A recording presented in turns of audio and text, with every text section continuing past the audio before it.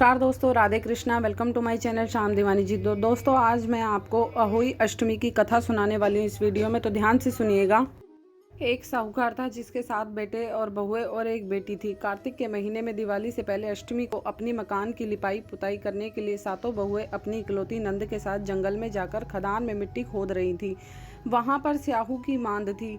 मिट्टी खोदते समय नंद के हाथ से कुदाली स्याहू के बच्चे को लग गई और वह तुरंत मर गया। इससे स्याहू माता बहुत नाराज हो गई और बोली कि मैं तेरी कोख बांधूंगी। नंद अपनी सातों भाभियों से बोली कि तुम में से कोई भी अपनी कोख बंधवा लो। नंद अपनी सातों भाभियों को बोलती है। तब 6 भाभियों ने अपनी कोख बंधवाने से इनकार कर दिया, परंतु छोटी भाभी सोचने लगी कि यदि मैंने भी अपनी कोख नहीं बंधवाई तो सासू जी नाराज होंगी। यह सोचकर नंद के बदले में छोटी भाभी ने अपनी कोख बंधवा ली। इसके बाद छोटी बहू के जो बच्चा होता वो 7 दिन का होकर मर जाता। एक दिन उसने पंडित जी को बुलाकर पूछा कि मेरी संतान 7वें दिन मर जाती है, इसके लिए मैं क्या करूं? तब पंडित जी ने कहा कि तुम सुरही गाय की सेवा करो। सुरही गाय स्याहू माता की भाईली है, वो तुम्हारी कोख खुलवा देगी, तब ही तेरा बच्चा हो जाएगा।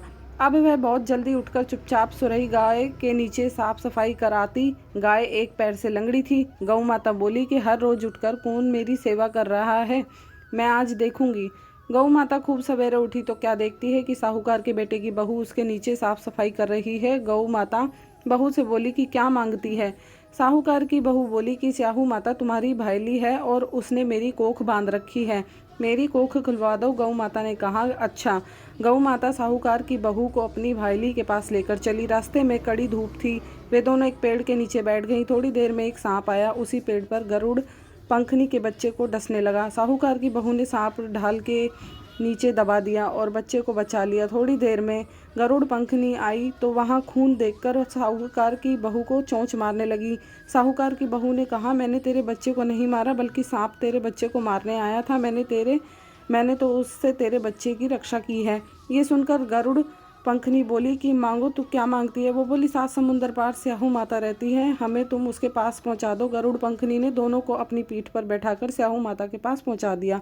स्याहू माता उनको देखकर बोली कि आ बहन, बहुत दिनों में आई है, बातें करते हैं। समय स्याहू माता ने बीच में कहा कि बहन मेरे सिर में जुएं पड़ गई हैं। सुरई के कहने पर साहूकार की बहू ने उसके सिर की सारी जुएं निकाल दी।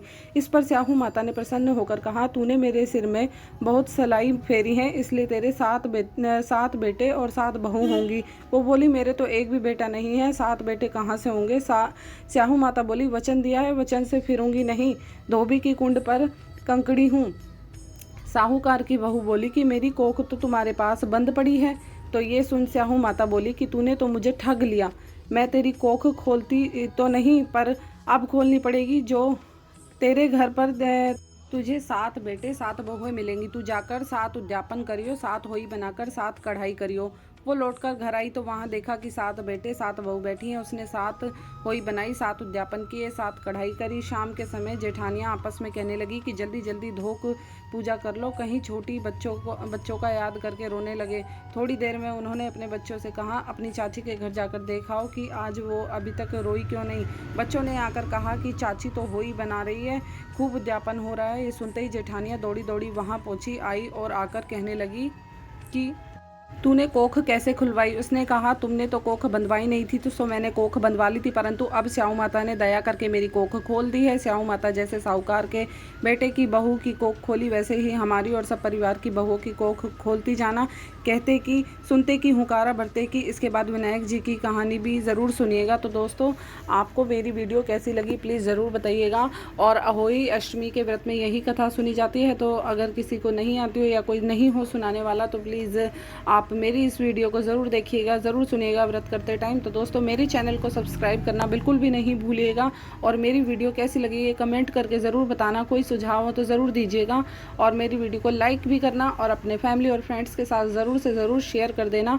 दोस्तों मिलती हूँ मैं आपको नेक्स्ट वीडियो में, तब तक के लिए नमस्कार, जय श्री कृष्णा, राधे राधे। सभी दोस्तों को देखने के लिए धन्यवाद बहुत बहुत।